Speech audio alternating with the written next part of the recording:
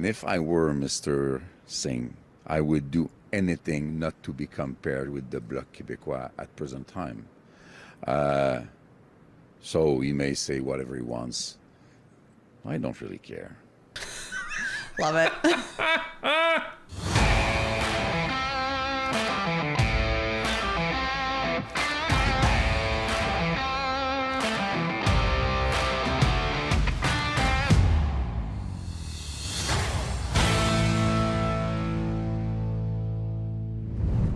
Just when you think that Jagmeet Singh might be learning how to be a better politician, he reminds us how bad he actually is. Not only was he called out for delaying the election at his own press conference, he also decided to call Yves Blanchette useless. And then, when the leader of the Bloc asked about what Singh said, he showed everyone what a real politician actually looks like. Let's take a look.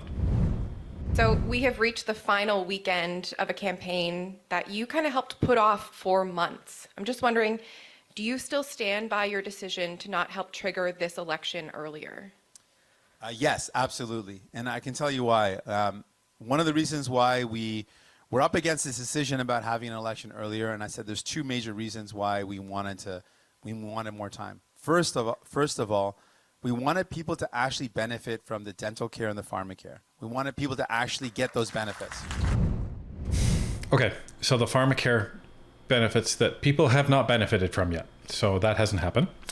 And two, dental care. The free dental care that's not free dental care that you and Justin Trudeau and Charlie Angus and everybody else in your party kept saying was free dental care, but is actually not free dental care. And people get sticker shock when they go to the dentist thinking this is free. And then as they're on their way at the door, the dentist says, excuse me, you owe us some money? Well, and the interesting part is we were speaking with someone who was a dentist at one of the events that we had been to within the past month. And she was telling us that the dental program seems to cover full replacements more, like to a higher percentage than it does for something that just needs fixing. For example, if you have a set of dentures and one of the teeth is cracked, instead of fixing the one tooth, they want you to pay for a whole new set of dentures, which is just mind-boggling. Well, and all you hear Jagmeet Singh say when he talks about the dental care program is, Pierre Poilievre is against people getting their teeth cleaned. I guess you're against people getting their teeth cleaned as well, because the dental care doesn't cover cleaning. That's not what it's there for. It's primarily there for these more expensive procedures. Why? Because they're more rare. So there's actually not going to be that many people that are going to be taking advantage of it. So this is the main problem with this. So yeah, no, we don't buy it. Mark Ramsey, Toronto Star. Hi, Mr. Singh. Hi there. You said openly that you didn't call an election in the fall to stop Pierre Poilievre from forming government, even at the cost of NDP seats. Is that how you want to be remembered as NDP leader when your time is done? And are you concerned that people will view your party's purpose as just there to stop conservatives and help liberals form government? That was a good question. That was an excellent question. Two good questions, I suppose. From the Toronto Star, no doubt. Of all places. Because this is what he has been essentially positioning the NDP as, is, well, I'm going to decide who is going to be the leader of this country. And this is what we called out way back when. We called this out this time last year. It was before the boundary change, which was last April 22nd, if I'm not mistaken. And we had said, well, the Conservatives were looking to form a majority at that point. And had the NDP called an election back before April 22nd of last year, of 2024, they would have been able to, if they campaigned really hard, to form official opposition. So instead of saying, we worked really hard to form the official opposition against a conservative government and to hold that conservative government to account, now Singh's claim to fame is that, well, we're sacrificing NDP seats so that maybe the Conservatives don't form government. We don't actually know yet. Yeah, we don't believe that the Conservatives should be forming government. I'm going to make that choice. I'm not going to let Canadians make that choice, even though the overwhelming majority was that Canadians wanted an election, they wanted a Conservative government, and they wanted it right then and there. But Jagmeet Singh's perspective was, well, you know what? I'd rather completely annihilate my party, and I will make the choice that Pierre Poilievre, he shouldn't be the one that's leading this country. Well, and to be perfectly fair, we don't know whether the Conservatives are going to form government or not because it's not April 28th yet. But what kind of stance is it? What's more empowering, to say we formed official opposition as the NDP, who are traditionally thought of as the third party? We formed official opposition against the Conservative government and we're the ones holding them to account? Or we sacrificed like half of our seats and the Conservatives might still form government? So no, not at all. I want to reject the entire framing of the question. I appreciate your ability to ask the question, but I kind of reject the whole frame. I am confident people are going to vote for New Democrats and elect New Democrats. And I'm confident people need that.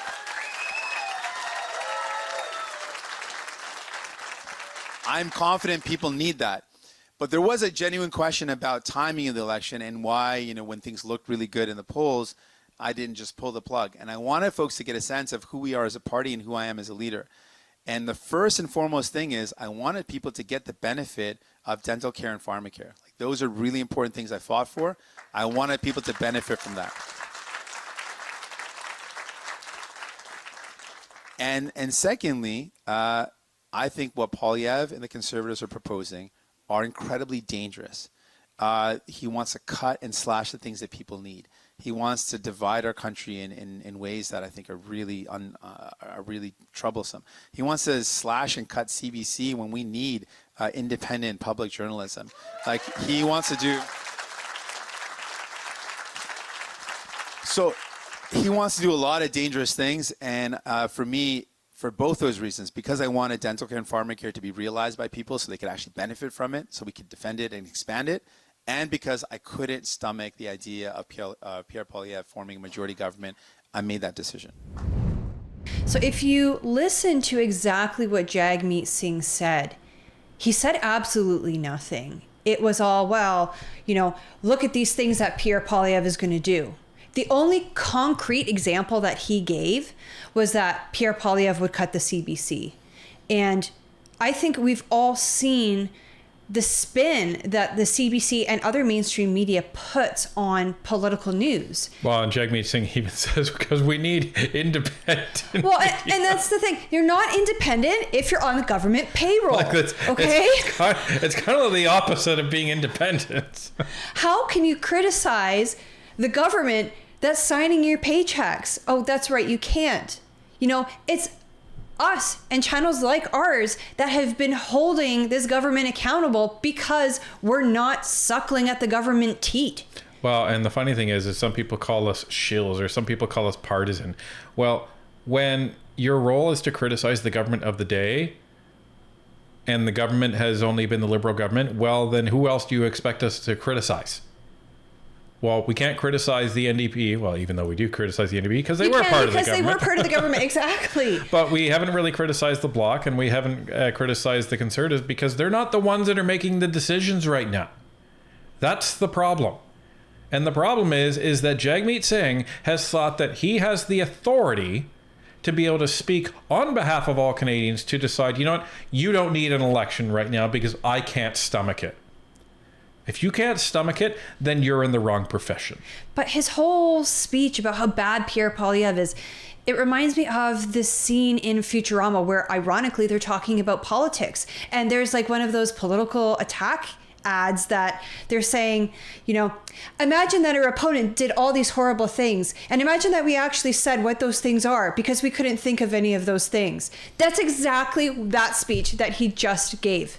Right, and there was like a couple of old women behind him going, I was like, what are you grimacing about? Because he hasn't said anything. Right, there is absolutely nothing of substance in that speech that he just said, except for the CBC. That's the only thing, and we've already ripped apart why it's not entirely accurate. But everything else was just emotion. It was just emotion and feel bad and fear mongering, and none of it was actual substance. He couldn't even point to one concrete thing that's factually accurate that Pierre Poilievre has done or has said he was going to do. Both the NDP and the Bloc Québécois are pitching yourselves as the balance of power parties. So my question for you is, why do you deserve it more than the Bloc? I hope I get to answer this question in French as well, so someone shout out in français. Okay, so I preemptively will do that, then that's great. So the reason is very simple. Sadly, the Bloc is basically a useless party. They had the past 3 years of a minority government and literally did this much for people. Nothing. They can point to nothing that they achieved in a minority government where they had the balance of power. They couldn't negotiate anything. They couldn't force anything. They got nothing done for you and your families. Nothing done for people. And what we did in that same period of time, dental care, pharmacare, child care legislation, 10 paid sick days. We brought in anti-scab legislation. The list goes on. That's what we achieved for people. So let's translate that. Well, the Bloc are useless because they decided to actually be an opposition party, which is what their role is, and we decided that we were going to abstain from our role as being an opposition party and essentially hitch our wagon to the government. Yeah. And let them take credit for all of our suggestions, but that's how we were not useless. You know, we kept Canadians in poverty the past 2.5 years. We kept crime rampant the past 2.5 years because the Liberals introduced this catch and release bill and we supported them. What else did they do? And we let housing costs go up dramatically. We let rent costs go up dramatically. We let the government give away hundreds and hundreds of millions of dollars to their green slush fund buddies over that point in time. We helped them shut down committee meetings when it was found that there was corruption going on in the Arrive scam scandal, as well as the SDTC scandal. And then after we were done, helping the Liberals, we then ran to our Twitter accounts and then complained about the Liberals about all of the things that they were doing. Those things that we supported. So you really want to talk about useless? At least the Bloc was consistent in their stance. Never mind you guys. Like, it was frankly, it was a joke. Now, you want to talk about useless? Yves Blanchette was asked about that. Let's see what he had to say. One different option for Canadians might be the NDP, which, like you, is pitching itself as, the party that should hold the balance of power. Mr. Singh, at least for the second time in this campaign, has called you useless this morning. Can you explain why you would be better off holding the balance of power, why you're the better option than the NDP? I will let you deal with the uselessness of my party. And if I were Mr. Singh, I would do anything not to be compared with the Bloc Québécois at present time. So he may say whatever he wants. I don't really care. Love it. So here you have Yves Blanchette being told, yeah, Jagmeet Singh's calling you useless. And he's like, I don't care. Well, comparatively, the Bloc's starting to do better in Quebec than the NDP is doing nationwide. So it's like, does the lion really care about the opinions of the flea? Well, and look at it this way. The Bloc had more seats than the NDP after the 2021 election. They're going to have far more seats than the NDP after this election. And the NDP had a whole nation to draw upon of which to try and mine some votes. The Bloc is only running in one province. You want to talk about a useless party, Jagmeet? You better use a different measuring stick. So, anyway, we have one final question for Mr. Jagmeet Singh, and it's a doozy. And just for the last question here, it's going to double barrel it a bit. Recent days, we saw Matthew Green talking to the National Post saying after the election, the party needs to do some soul searching. Don Davies the other day in Vancouver was saying that when asked about a potential leadership bid, if you are no longer the leader after the election, he was saying never say never on that front. I know you're just looking to election day right now, but what does it say to you that your caucus colleagues are looking past the election to what does the future of the NDP look like? And just want to go back to a question I asked you early on. With all the leadership questions going on throughout the campaign, just how are you doing on a personal level, especially given the personal sacrifice and family sacrifice it takes to be in elected office?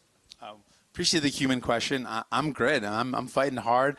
I get to do what I love to do, which is to connect with people and fight for them. I'm never going to stop doing that. I'm never going to back down. I'm never going to give up. I'm in it.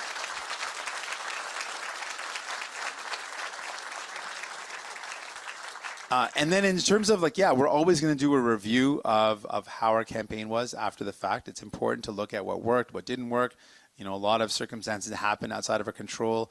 Threats from Donald Trump attacking our country, attacking our sovereignty, trade war, you know, unpredictable things happen. So we'll look at that and make an assessment. But we're all focused on, all New Democrats are focused on fighting for people, fighting back against the cuts that both Carney and Poilievre are proposing, defending what makes Canada Canada. Because all the greatest things that make us who we are things that New Democrats fought for and delivered. You can count on us to keep on fighting for you and your family. Okay. Is Carney actually making cuts, or is he just going on a spending spree for the next 4 years? I think he's actually doing both, which is ironic. Weird. So the thing that I have the most problem with what he says, well, you know, a bunch of things happened that were beyond our control. Well, here's the problem with that, Mr. Singh, is all the cards were in your control. They were completely in your control for 3 years. Right, because the NDP held the balance of power. The Liberals plus the NDP were enough to make a majority. So because the NDP went along with the Liberals for the past 2.5 years, that's why we are where we are now. Had the NDP called an election this time last year, like I said they should have, they could be sitting pretty as the official opposition right now, but they're not. Well, and they had that entire fall, there was like 4, 5, 6, 7, 8, 9 confidence votes. 3 or 4 of them were raised by just the Conservative Party alone.